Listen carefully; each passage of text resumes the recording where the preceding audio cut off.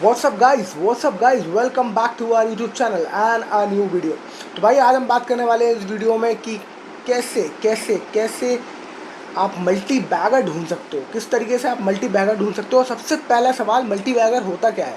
हर news channel तो इस बारे में बात कर रहा होता है कि multibagger multibagger multibagger. और हम सुन भी रहे होते हैं मल्टी बैगर रिटर्न दिए हैं इस शेयर ने, इस स्टॉक ने मल्टी बैगर रिटर्न दिए। पर मल्टी बैगर है क्या आखिर में, और क्यों हर आदमी मल्टी बैगर ढूंढने पड़ा है। शेयर मार्केट में आप देखो तो हर आदमी मल्टी बैगर ढूंढने के लिए कुछ ना कुछ कोशिश कर रहा है। हर आदमी बात करता है कि मुझे मल्टी बैगर चाहिए, मुझे मल्टी बैगर चाहिए, और ये स्टॉक कहीं मल्टी बैगर तो नहीं।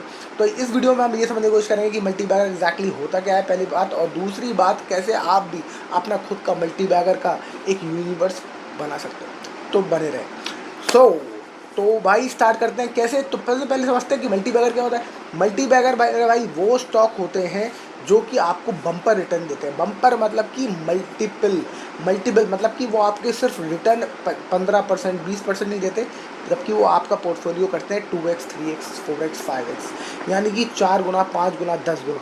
तो जो गुना, जो मल्टीप्लाई करें आपका वेल्थ, उसको कहते हैं मल्टी बैगर। यानी कि जो आपको 100% से ऊपर रिटर्न दें, they are basically multi bagger companies and multi bagger shares.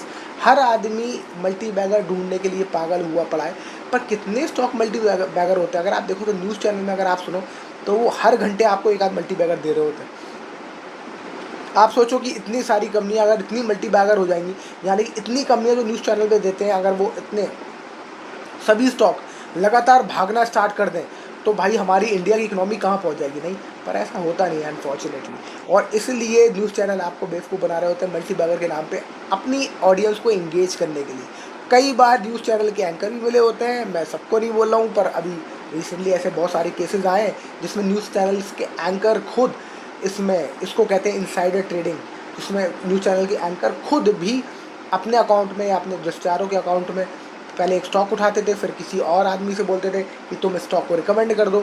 वो आप उस स्टॉक को रिकमेंड करता था, आप और हम जैसे बुद्धू लोग खरीदते थे स्टॉक ऊपर भागता था क्योंकि एकदम से बाइंग आती थी। और जब वो ऊपर बाइंग आती थी, वो अपने शेयर को बेचते थे और प्रॉफिट आधा आधा कर लेते थे। ये न्यूज़ चैनल के एंकर खुद कर रहे थे। ऐसे आप सर्च करेंगे, आपको यूट्यूब पे, मुझे नाम लेने की ज़रूरत नहीं है, आप खुद मिल जाएंगे ऐसे बहुत सारे लोग। तो मल्टी बैगर की कहानी ये है कि मल्टी बैगर के नाम पे धोखा बहुत है। और मल्टी बैगर खोजना इतना आसान नहीं है, क्योंकि वो बहुत चुनिंदा ही होते हैं, बहुत मुश्किल स्टॉक्स होते हैं, बहुत कम स्टॉक्स होते हैं जो आपको मल्टी बैगर रिटर्न देते हैं। मल्टी बैगर का एक एग्जांपल देता हूँ आपको। क्या आपने जूडियो को देखा है? जूडियो रिटेल आपको हर जगह मिलता है। अब जगह आप छोटे छोटे शहरों में जाओगे तो आपको जूडियो के आउटलेट खुले मिलेंगे। पर ये कंपनी जो है जूडियो को रन करती है, इसका नाम है ट्रेंट रिटेल। ट्रेंट कंपनी का नाम है, और ट्रेंट एक बेसिकली टाटा की कंपनी है। इसलिए आप देखोगे जूडियो बाय टाटा हर जगह लिखा मिलता है आपको। ये ट्रेंट जो कंपनी है, मैंने इसको देखा था एक टाइम पे 300-400 रुपये के स्टॉक पे, प्राइस पे मैंने इसको खुद देखा है। और मैंने 600 रुपये पे इसको बेच के भी मैं निकला हूँ। पर आप सोचो, आज ये 6-7 हज़ार तक पहुँच चुका था स्टॉक। अभी थोड़ा करेक्ट हुआ है, पर 6-7-8-9 हज़ार पता नहीं कहाँ तक पहुँचा है ये स्टॉक, और वहाँ से गिर के आया नीचे थोड़ा सा और। पर अब आप सोचो कि इसने कितने, अगर 50 रुपये का, अगर वो 200-300 रुपये का स्टॉक था, और 3,000-5,000 हो गया, तो 10 गुना तो वही हो गया। तो 10 गुना मतलब कि, और अगर 200-300 का था और 6,000 हो गया, तो आप समझो कि 10 गुना से 20 गुना आपका पैसा कर दिया उसने। इसको कहते हैं मल्टी बैगर रिटर्न, इसको कहते हैं मल्टी बैगर। इससे पहले टाइटन भी, हमारा जो टाटा की कंपनी का जो स्टॉक है, वो भी मल्टी बैगर रह चुका है। और राकेश झुनझुनवाला ने इसमें बम्पर मल्टी बैगर रिटर्न्स कमाए हैं। राकेश झुनझुनवाला ने बहुत सस्ते में इसको स्टॉक को उठाया था। अगर आप राकेश झुनझुनवाला की स्टोरी देखना चाहते हो तो आप इसमें ढूंढिएगा, मैंने इस पर वीडियो बनाया है टाइटन और राकेश झुनझुनवाले के रिश्ते के ऊपर। और आपको बड़ा मज़ा आएगा कि टाइटन में कब कब राकेश झुनझुनवाला घुसे, किस किस प्राइस पे घुसे, और कैसे कैसे अपनी वो शेयर बढ़ाते गए। आज राकेश झुनझुनवाला तो नहीं है, पर टाइटन में उनकी आज भी होल्डिंग बहुत अच्छी खासी मोटी है, उनकी और उनकी वाइफ की होल्डिंग, राइट। तो टाइटन में वो इतना बड़ा स्टेक आज भी होल्ड करते हैं। तो ये खासियत होती है राइट टाइम पे मल्टी बैगर को ढूंढने की। अगर मैं उस टाइम पे अपना ज़ूडियो को नहीं बेचता तो वो भी आज मल्टी बैगर रिटर्न मेरे को दे चुका होता। पर क्या कर सकते हैं, this is what how you miss the bus. और ये एक मेरे पास क्लासिक एग्जाम्पल है जो मैंने देखा जाए तो मेरे लिए सामने एकदम जो मेरे हुआ है।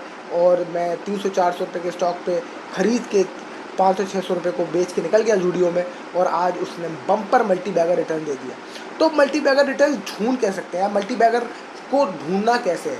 तो सबसे पहला जो आपको देखना है वो देखना है ग्रोथ। इस स्टॉक में ग्रोथ कितनी है, स्टॉक में पोटेंशियल कितने हैं। जो भी ये बिज़नेस है इसमें आगे आने वाले में एडवांसेस में ये ऐसा कैसा मोट है इनके पास जो कोई और नहीं कर रहा है। अब आप देखो तो जो ज़ूडियो कर रहा है, ज़ूडियो जो कर रहा है वो एक टाइम पे पेंटालून्स करता था, पर पेंटालून और ज़ूडियो का जो बिज़नेस मॉडल है वो काफ़ी डिफरेंट है। ज़ूडियो ज़्यादातर अफोर्डेबल क्लॉथिंग में है, वो ज़्यादातर मिडिल क्लास से लोअर मिडिल क्लास सेगमेंट को ही टारगेट करता है। उसका कोई ब्रांड हाई फाई नहीं होता। वो करते हैं ये जो टारगेट करते हैं ये करते हैं अफोर्डेबल फैशन में, मतलब कि जो फैशन जो कि एक मिडिल क्लास या लोअर मिडिल क्लास के द्वारा अफोर्ड किया जा सकता हो। आप याद रखिए, जब भी दुनिया में रिसेशन आता है या प्रॉब्लम आती है इकोनॉमी में, लोगों के पास पैसे कम होते हैं, तो लिपस्टिक इफ़ेक्ट बहुत तगड़ा काम करता है। लिपस्टिक इफ़ेक्ट वो चीज़ होती है, यानी कि जब वुमेन जाती है मार्केट और वुमेन को कुछ समझ में नहीं आता क्योंकि उसकी जेब में पैसे बहुत कम होते हैं, तो वो लिपस्टिक खरीद के लाती है क्योंकि वो सबसे सस्ता और एक छोटा प्रोडक्ट है जो सबसे सस्ता दाम पे मिल जाता है, जिसका पैसा का जो पैसे का प्राइस रेंज है वो बहुत सस्ती है। 200-300 रुपये 500 रुपये की वो एक अपनी लिपस्टिक ले आती है। तो इसको कहते हैं हम लिपस्टिक इफ़ेक्ट, यानी कि वो शॉपिंग करने का उसको जो शौक़ था वो उसने पूरा किया सिर्फ़ और सिर्फ एक लिपस्टिक ला के, यानी कि कम पैसों में अपना शॉपिंग का शौक़ पूरा या श्रृंगार का शौक़ पूरा कर लिया। इसको कहते हैं लिपस्टिक इफ़ेक्ट। और ये लिपस्टिक इफ़ेक्ट जो है वो इंडिया से नहीं आया, बाहर से ही आया है ये कंसेप्ट। जब इकोनॉमी में स्लो डाउन होता है, लोगों के पास पैसा कम होता है, तो लिपस्टिक इफ़ेक्ट काम करता है, और इसका ही ज़ूडियो ने बहुत ही बढ़िया फ़ायदा उठाया है। अब आप सोचो कि हर जो उसकी टी शर्ट होती है वो 200-300 रुपये में मिल जाती है, और ज़ूडियो घुस के उस मार्केट को, जो रिलायंस रिटेल एक टाइम पे था, ट्रेंड्स करके इन्होंने स्टार्ट किया था, रिलायंस ट्रेंड्स, उसको उस मार्केट को पकड़ने की कोशिश करी ज़ूडियो ने। पर अब आप सोचो कि ओवरऑल ज़ूडियो के जो स्टोर हैं, ओवरऑल जो ज़ूडियो का जिस तरीके से मार्केटिंग है, ओवरऑल जो पूरा उसका जो इंफ्रास्ट्रक्चर है, दिस इज़ वर्ल्ड क्लास। और अगर मैं जब यूरोप में था तो मुझे एक स्टोर था, मुझे याद है, ब्रांड था न्यू यॉर्कर भी सेम काम करता था, और मैंने उससे बड़े कपड़े खरीदे हैं। 3-3 4-4 यूरो में टी शर्ट्स मिल जाती थी, बहुत ही बढ़िया टी शर्ट्स और फैशनेबल। तो फैशनेबल कपड़े वो सस्ते दाम में बेचता था, बन के आता था पूरा माल बांग्लादेश में, उसमें लिखा होता था मेड इन बांग्लादेश, और वो सामान न्यूयॉर्कर बेचता था। और न्यूयॉर्कर की खासियत ये थी कि वो उनकी जो ब्रांडिंग थी वो एकदम एलीट क्लास की ब्रांडिंग थी। उनके जो मॉडल्स खड़े होते थे, मॉडल्स नहीं, उनके जो स्टैचूज़ खड़े होते थे, और उनका जो फसाड था, जिस तरीके से वो रखते थे अपने, वो एकदम फैशन स्टेटमेंट। ऐसा लगता था कि पेरिस के डिज़ाइनर्स को हायर किया है अपने ब्रांड्स, अपने स्टोर को बनाने के लिए। तो वो देखने में पूरा कोशिश करते थे यूरोपियन दिखने की। न्यूयॉर्कर में आप घुसोगे तो बिल्कुल यूरोपियन स्टाइल आपको स्टोर मिलेगा, और पर उसके जो प्राइजेज़ होंगे वो आपको सस्ते मिलेंगे। तो ये न्यूयॉर्कर की जो स्ट्रैटेजी है वो ज़ूडियो ने एकदम हूबहू कॉपी की है।